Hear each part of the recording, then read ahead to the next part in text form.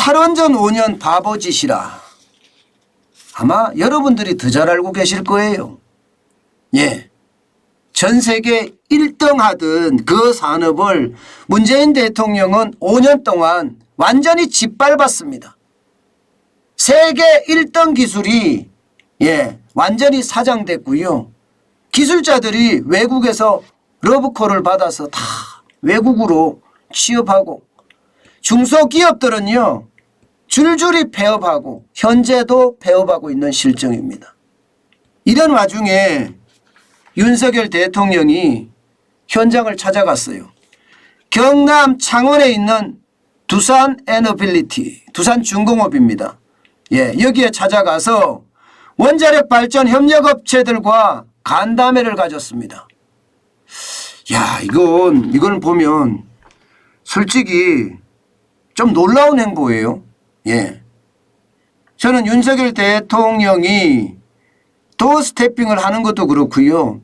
이렇게 뭐가 문제가 있다 그러면 현장에 가서 많은 사람들과 이야기하면서 풀겠다고 하는 어떤 의지, 저는 굉장히 높게 삽니다. 왜냐하면요, 모든 일은 현장에서 벌어지거든요. 물론 대통령 앞이라 제대로 말을 못할 수도 있어요. 그렇지만 절박한 사람들은 다 이야기할 수 있습니다. 절박한 사람들. 여러분도 알다시피 절박한 사람들은 살기 위해서 몸부림을 치거든요. 그렇기 때문에 하고 싶은 이야기를 절제됐지만 분명하게 이야기할 수 있습니다. 그래서 제가 윤석열 정부의 어떤 관료들은 현장을 가라. 현장에 답이 있다. 이 말을 계속했던 겁니다. 사실 장차관들이나 많은 사람들을 보면 이게 우리하고 다른 세상에 삽니다. 우리하고 다른 세상. 우리가 대출 받으려고 여기저기 은행을 쫓아다니면서 대출 받으려고 하는 거하고는 상황이 굉장히 다릅니다. 그렇기 때문에 이게 서민들의 어떤 아픔이나 서민들의 삶을 잘 몰라요. 여기에다가 중소기업 하는 사람들의 어떤 그 현실을 제대로 파악하지 못합니다. 당연히 대기업의 현장도 잘 모릅니다. 그러니 이론적인 지식, 또 남에게 들었던 지식들을 흡수해서 그걸 가지고 정책을 만들거든요. 그렇게 정책을 만들면 그 정책은요, 그야말로 현장과 완전히 괴리된 희한한 정책이 나오게 됩니다. 그 정책은요, 결국 기업가를 돕겠다, 중소기업을 돕겠다, 자영업자를 돕겠다 했지만 오히려 자영업자들에게 아픔만 던져주고 갔던 게 지난 5년간의 현실이었거든요. 실제로도 그렇게 일어나고요. 그런데 윤석열 대통령은 현장을 찾아가서 현장에 있는 많은 사람들과 이야기를 하고 있다는 건 저는 실제 굉장히 높게 삽니다. 그래야 된다고 생각을 해요. 윤석열 대통령은요, 실제 간담회에서 어떻게 이야기를 했느냐. 핵심은 이겁니다. 핵심은 지난 5년 동안 바보짓 안 하고 원전 생태계 구축했다면 지금 경쟁자 전혀 없을 것. 맞는 이야기잖아요. 제가 이야기를 여러분 목이 터져라 외쳤습니다. 목이 터져라. 실제 목이 말입니다. 붓고 아프고 난리가 아니었어요. 왜 세계 최고의 기술을 이렇게 사장을 하느냐. 그러면서 두산중공업의 위기도 맞고요.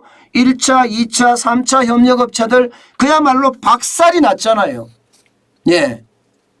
제가 그렇게 이야기를 계속해서 했습니다. 그런 이야기가 윤석열 대통령 입에서 지금 나온다는 자체가 어쩌면 말입니다, 여러분. 그동안 외쳤던 게 보람이 있다 이런 생각도 듭니다. 게다가 이런 이야기도 했습니다. 지금 원전업계는 전시다. 전쟁 상태라는 얘기죠. 탈원전이란 폭탄이 터져 폐허가 된 전쟁터다. 비상한 각오로 무엇보다 일감, 선발주를 과감하게 해달라. 그렇지 않으면 원전업계를 못 살린다. 이렇게까지 이야기했어요. 이게 여러분, 이게 대통령이 정치적인 어떤 내용을 포함해서 이게 이야기했다고 생각이 드십니까? 아니에요. 현실을 지금 알고 있다고 생각을 하는 거예요. 제가 여러분들에게 전해놓은 거 있잖아요. 그 이야기하고 윤석열 대통령이 이야기하는 거하고 틀리지 않죠? 예, 틀리지 않습니다. 실제 말입니다. 윤석열 대통령이 이야기했듯이 탈원전이라는 폭탄이 터져 폐허가 된 전쟁터다. 맞습니다. 여러분 보세요. 지금 원자력 산업이 성장을 하지는 못할 지언정 떨어져도 완전히 떨어졌습니다. 2016년에 원자력 산업에서 매출액을 5조 5,034억 원을 하던 것을 2020년입니다. 이게 2021년이 오면 더합니다. 4조 573억 원이에요. 1조 5천억 원이 빠졌어요. 1조 5천억 원이.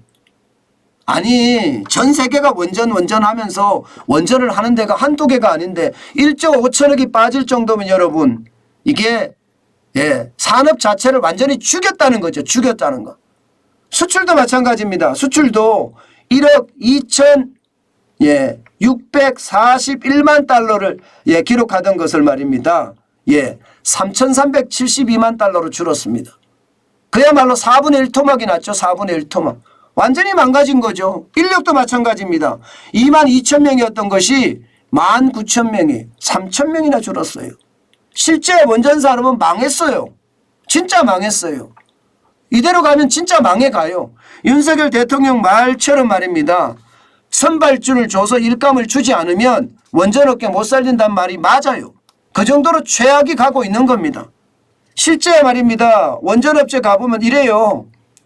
원전 기업은 줄줄이 지금도 폐업하고 있습니다. 기계에 녹슨 거 보세요. 기계에 녹슨 거. 이게 원전업체입니다. 지난 5년 동안 아무 짓 못하고 이렇게까지 망가지고 있었던 겁니다. 저는 이런 것이 빨리 해소돼야 된다고 생각해요. 그 어느 때보다 여러분 대통령이 기업을 살려야 되는데 초점을 맞춰야 됩니다. 저는 빨리 뛰고 그리고 재빨리 정책을 내놓는다면 위기도 많이 줄여갈 수 있다고 생각을 합니다. 지금 전체 위기라는 게 복합 위기라는 게 장난이 아니잖아요. 이게 언제 어느 때 어떻게 터질지도 모릅니다. 그만큼 최악의 상황으로 몰리고 있는 것도 현실이거든요. 윤석열 대통령은요 이 자리에서 아예 약속을 했어요. 뭐라고 약속했느냐.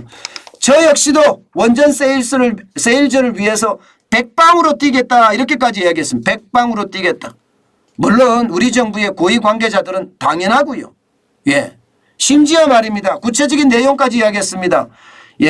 7월인가요? 6월이죠. 6월 29일 6월 30일 날 나토 정상회의가 있습니다. 여기에 대통령이 직접 참석을 하게 되고요. 그러면서 말입니다. 지금 원전을 지으려고 하는 나라들 폴란드, 체코, 네덜란드 이 나라 정상들과 회담도 추진하겠다. 이렇게까지 이야기했어요. 원전 세일즈에 본격적으로 나서겠다는 이야기예요. 본격적으로. 당연한 거 아닙니까 이거는.